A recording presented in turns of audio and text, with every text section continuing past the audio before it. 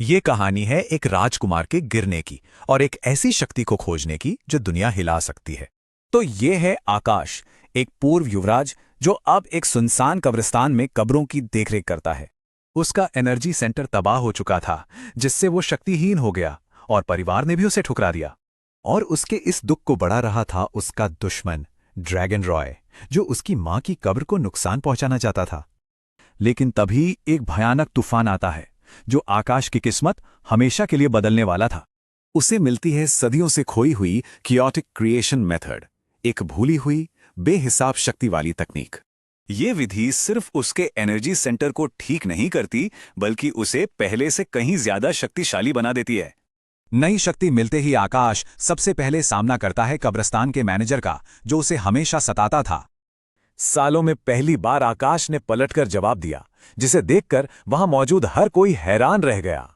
अब उसका एक ही मकसद था, शाही प्रतियोगिता में हिस्सा लेकर ड्रैगन रॉय को हराना। लेकिन इसके लिए उसे अपनी नई ताकत के लायक एक हथियार चाहिए था। शस्त्रागार में जाने का टेस्ट था 500 किलोग्राम का ये पत्थर का ताला उठाना, और आकाश अपनी अराजक ऊर्जा से इसे एक ही हाथ से आसानी से उठा लेता है। अंदर उसकी नजर एक बहुत बड़ी जंग लगी हुई महातलवार पर पड़ती है। इसका वजन था पूरे 872 किलो, एक ऐसा हथियार जिसे 100 साल से किसी ने छुआ तक नहीं था। तभी वहां अवंतिका और पांचवां राजकुमार धीरज आते हैं और उसकी पसंद का मजाक उड़ाते हैं। धीरज उसे चुनौती देता है, वो एक कब्रिस्तान के सफाई कर्मी को वो हथियार नहीं लेने दे सकता। एक दहाड़ के साथ आकाश उस 772 किलो की तलवार को उठाता है और पूरी ताकत से घुमा देता है। धीरज की तलवार से टकराते ही उसके टुकड़े टुकड़े हो जाते हैं और वो दूर जा गिरता है। आकाश उस तलवार को अपना लेता है, हैरान लोगों और अपमानित अवंतिका की परवाह किए बिना। लेकिन इतनी भारी तलवार को असल लड़ाई में चलाना ये बहुत मुश्किल था। एक ही वार में वो थक जाता था।